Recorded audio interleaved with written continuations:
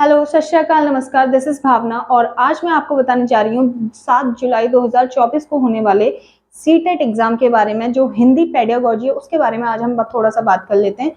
उसमें जो main topics हैं उसकी हम बात कर लेते हैं, जो आपको क्लियर हो जाएंगे और आप इजीली वहां पे कर पाएंगे। ठीक है, तो हिंदी पेडागोजी कर लेते हैं आज।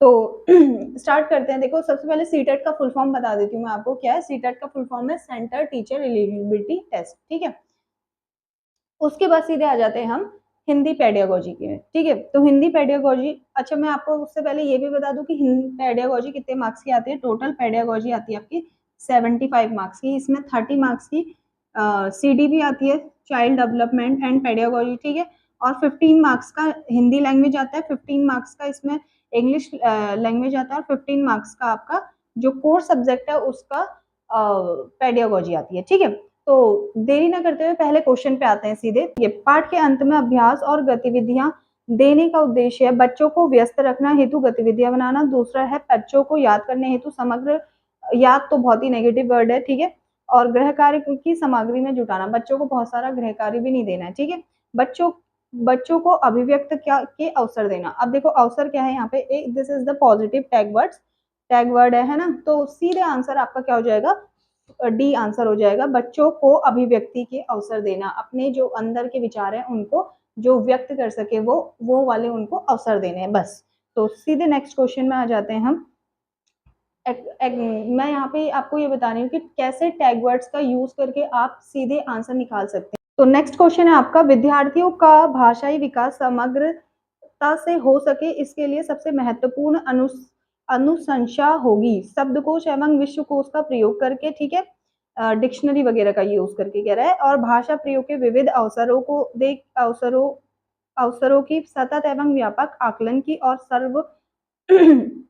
सर्वोत्कृष्ट पाठ्य पुस्तक तो क्या है, बहुत ही मतलब पाठ्य पुस्तकों में जो फोकस्ड चीजें वो हमारे लिए अच्छी नहीं है। तो इसमें सबसे ज्यादा अच्छा अप्रोप्रिएट आंसर आपका हो जाएगा भाषा प्रयोग के विविध अवसरों की। भाषा क्या क्या करना है हमें, बहुत सारे उनको जो वो प्रयोग कर सके ऐसे अवसर हमें उनको देने हैं। ठीक है, ऐसी अपॉर्चुनिटीज देनी है। तो यहाँ पे second option is the correct answer. ठीक हो गया।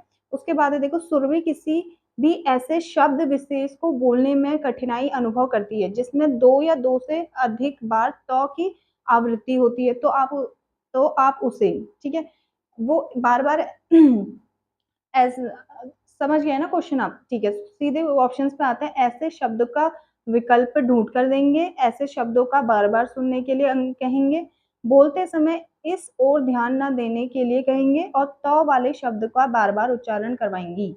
तो आपका सबसे अप्रोप्रिएट आंसर क्या होगा, बताओ आप?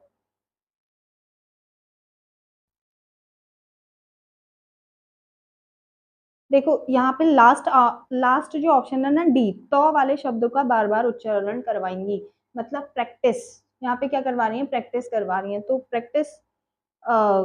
प्रैक्टिस क्या है? It is a positive tag word. ठीक है, तो आपका डी आंसर क्या हो जाएगा? सही हो जाएगा। ठीक है, आ जाइए नेक्स्ट क्वेश्चन में। फिर क्या, देखो पहली और दूसरी कक्षा में भाषा शिक्षण के साथ ही कला शिक्षण को समेकित करने का उद्देश्य नहीं है।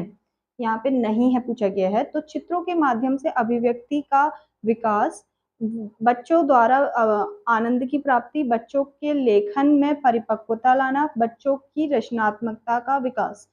मैंने आपको कुछ नहीं देखना है, आपने बस आपने क्या देखना है?